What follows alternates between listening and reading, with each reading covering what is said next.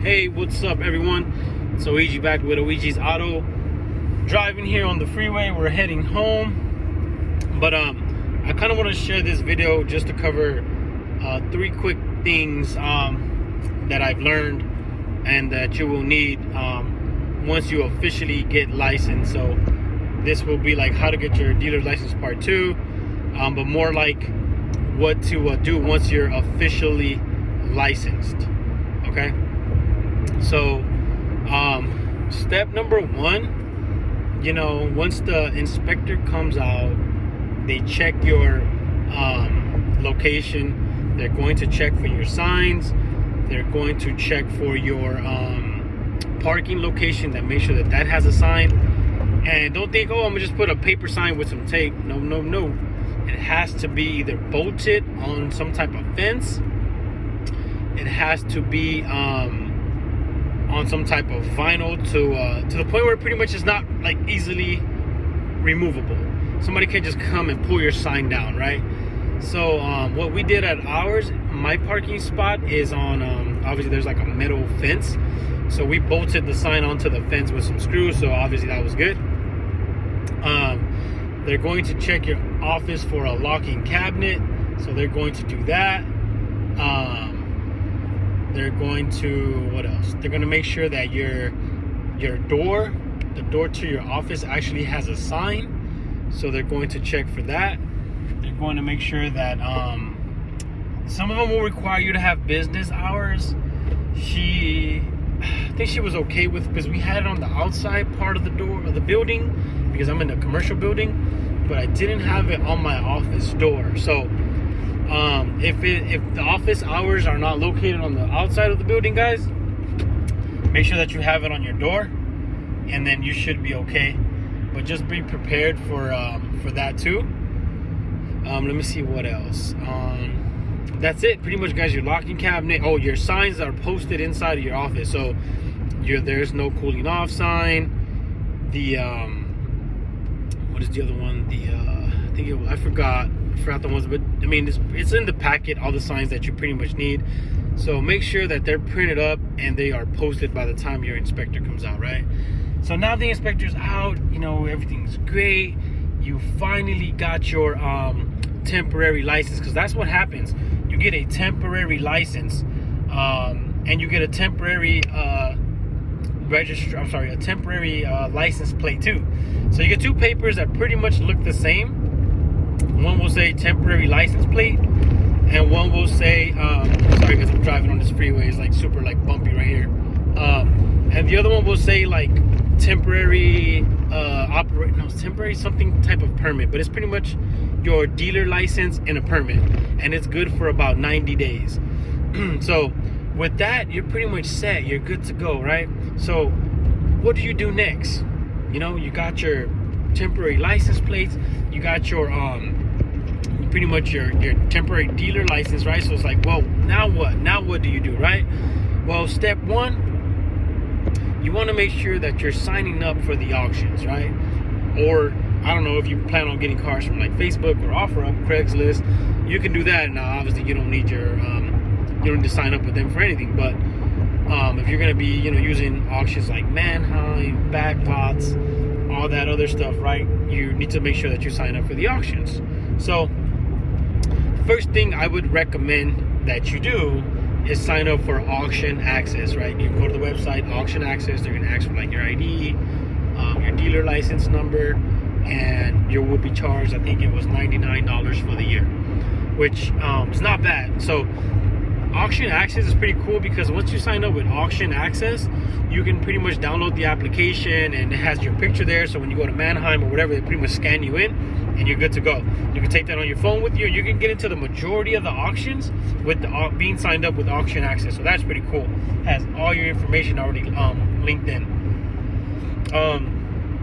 Step number 2, oh sorry, not step number 2, but still on the auctions, make sure that depending on what kind of cars you're going to sell, right?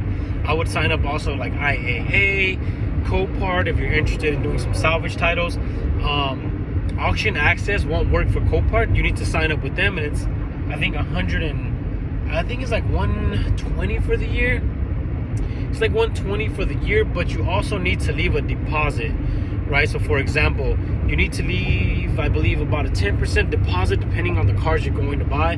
So let's just say, for example, if you want to buy cars that are 5,000 and below on Copart, then you need to have a card on file with them that they'll charge you $500 for the 10%, if I'm correct. And now that gives you buying power of up to $5,000. So you pay them your $99 to sign up, plus you pay them $500 that they pretty much have on hold for you to be able to buy up to $5,000. Now, if you want your $500 back, you can always just request a refund for that, and that money will come right back to you. So let's say you wanted to buy a car for $5,000, you have to have your $500 deposit. You buy the car, you bid on it, you win it. You can request a refund for that $500, and they'll give you that refund as well. But just know that you have to do that every time you buy a car. You'll have to submit a refund for the $500. So what I did was I just left the $500 in the account. You know, that way anytime I want to log into Copart, I can buy a car anytime I want, and I don't have to go leave them a deposit. It's already there. And I know I can request a refund whenever I want for it. I've never requested a refund. It's still there. So that's pretty cool. IAA didn't do that. IAA was pretty much, they just asked me if I'm already signed up with Auction Access, they were able to link my account. And from what I remember, they didn't ask me for any deposit. For them, it's just buy up to whatever you want. I don't think it would cap me. But I thought it was pretty cool on Copart because it also helps you, you can't go over that $5,000 threshold. So it's pretty cool in a way. You don't accidentally push a button. So I thought that was pretty cool. So yeah, anyway guys, you want to make sure that you are signed up for all of the auctions. Step number 2 is your DMS, or your dealer management system. Sorry guys, I'm trying to fix the phone here. Your dealer management system. So what that program will do is it will help you keep track of your cars. It will help you complete your transactions. It will help you if you're doing financing. That program will pretty much do everything for you, right? So if you don't know what a DMS is, I would suggest you look into it, but it pretty much stands for Dealer Management System. Now, I'm not going to lie, at first I was being cheap. I didn't want to, have a DMS. And I was doing everything manually, guys. So I was like printing up the as-is forms from this website. I was buying these what they call purchase agreements on Amazon, and I'll leave a link down in the description. I'll try to, if I find it, I'll link it up. If not, but it's pretty much on Amazon. I was ordering just a bunch of stuff from this website that I learned in the class, right? You can order any dealer form you want from this website, and I was doing everything manually, and honestly, it was hard. It was really hard, right? Because if you made a mistake, you had to go back, redo the form.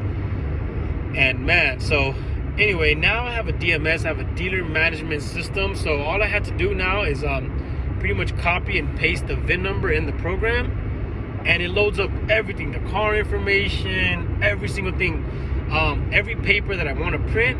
Because I copied and pasted, it comes out with the car information already. It has all my information, so all I have to do is click print, and it saves the forms that I want. So for example, if I'm always using the same forms, it will automatically print them out for me. It prints out the customer's total with taxes and everything they owe me, their receipt for them, like everything, guys. This thing is like amazing for $60 a month. Right now, there's several programs. You guys have programs like Fraser, you have programs like Dealer Center, and a tons of other ones, right? So you can look into those, and once you get licensed, you can decide to go with what you want. But you will certainly be able to tell the difference from doing everything manually to using a dealer management system. So anyway, I like it.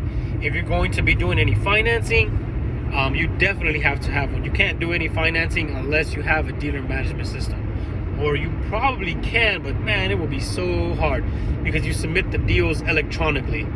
And I don't do any financing, but I just think it's so easy for me to be able to click, hey, print these forms for me, and the 5 forms that I always use come out, get them to sign here, sign here, sign here, and we move on and give them their receipt. Everybody's done, right? So just imagine having to sign the VIN number for the as-is form, the purchase agreement, the odometer disclosure, and just constantly doing the same thing over and over. Now, if you want to be a little cheap and start off and try it, go ahead, guys. Get you some experience. That's all good, but I think at the end of the day, you need a dealer management system. So that's definitely step number 2. And after you just had your inspection and you got approved for your dealer license, so that's step number 2. So 1, sign up for the auctions.